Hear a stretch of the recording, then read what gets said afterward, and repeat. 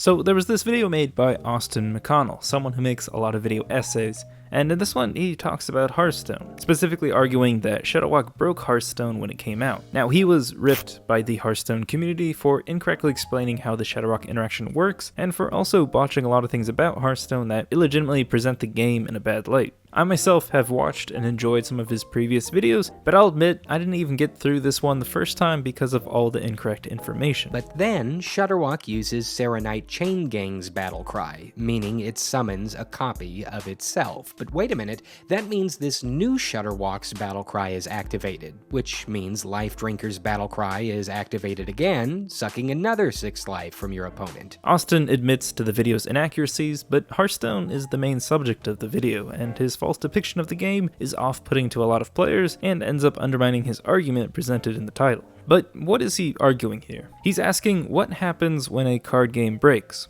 He opens the video explaining a meta-breaking combo he remembers in Yu-Gi-Oh! From his middle school days. He gave players a 2-card combo that could win them the game anytime they drew it, even on turn 1. It made the game less interactive, less competitive, and to answer the title thesis, no longer made the game fun.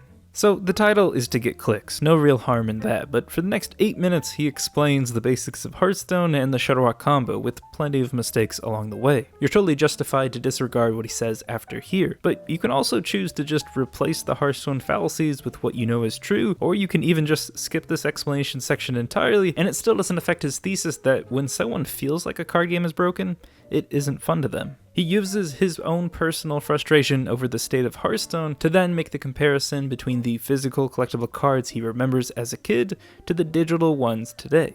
One good example he uses is how Hearthstone will nerf cards and change them for every player in order to try to balance the game. What this means is that when you buy this virtual product, there's no guarantee it's going to stay the same. In fact, it's probably a good idea to expect the rules are going to change. And remember, when people feel like the rules have been broken, whether they dislike a new powerful combo, a new mechanic, a new expansion, or even if they're just ignorant about all the game's changed rules, it makes the game less fun to them. Hearthstone compensates players with full dust refunds on changed cards, letting them craft any card of the same value for free. Yu-Gi-Oh! Solves their balancing issues with a giant chart of officially banned cards for competitive decks. You own the physical card, and you can play however you want with friends, but you get no compensation for the card you bought, and now you can't play it competitively. I can't say if one system is better than the other, but one key difference is that a digital card can permanently change for all players anytime the developers want.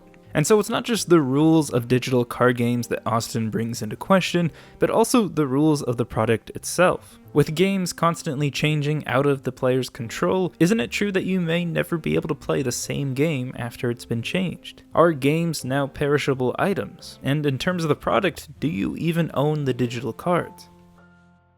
So, I started by reading the entire Blizzard End User License Agreement, or the document you automatically agree to when you sign up for a Blizzard account. You probably know where I'm going with this, but you don't actually own any of the digital cards. Blizzard owns it all. In fact, they own all digital items in the Blizzard games, and even your Blizzard account. Everything on it. So again, do you own these cards? No, not at all. Should you be worried about losing your cards?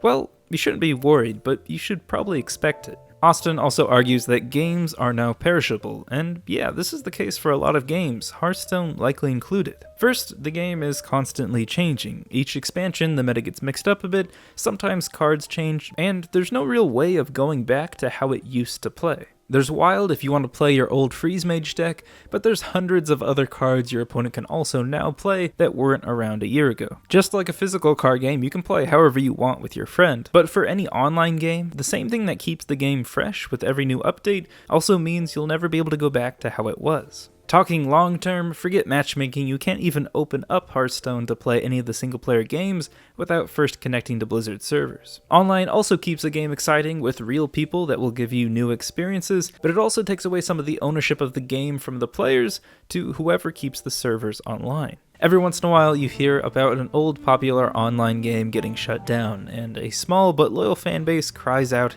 as their game is being taken away. It's genuinely sad when the home of a community, even if it is just on the internet, is destroyed. Blizzard can shut down Hearthstone whenever they want, and once they do, you'll never be able to go back to the game in the same way. Most of the player base will have not played the game in years, but some may have played it for the entire time, or some maybe just found it and loved the game like we all did when we first played it. Now, the end of Hearthstone is all speculative. Maybe 20, 50, 80 years from now, Hearthstone is still up and running, Blizzard is still a company, the computers in our head can run 80-year-old games, and the world isn't a flaming ball.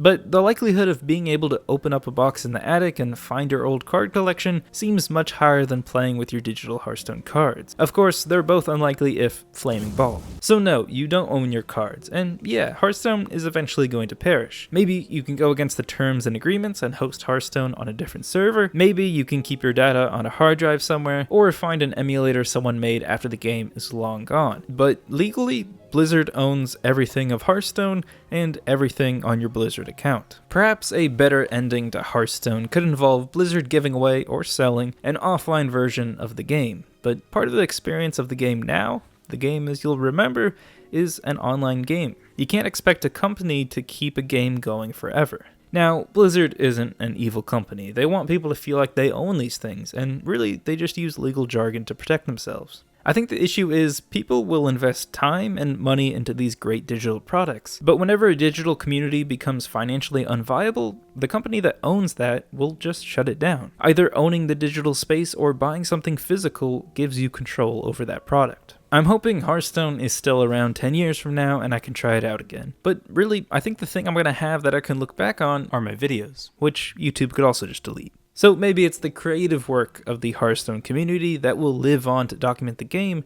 instead of the game itself. Regardless of how any online game ends, nothing really goes away on the internet, but it definitely becomes harder to find and much more faded. What's great about buying a physical game, having total ownership to play the game, and having it never change is that you can come back at any time and relive that great experience you had playing it. Our boy Austin references his high school days of collectible cards. He doesn't necessarily praise the good old days, but I think another point you can take away from his video is that nostalgia is going to be different for every generation and everyone, especially depending on how a kid spends their time.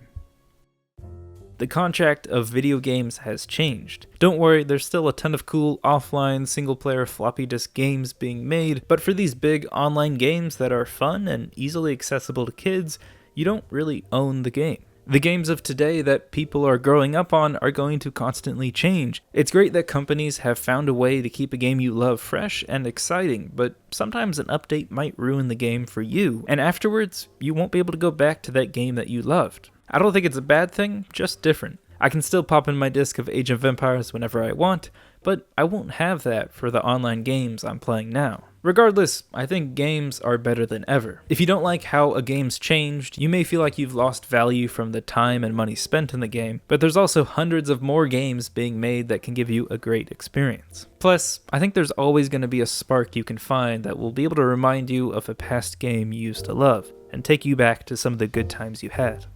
Unless, of course, flaming ball.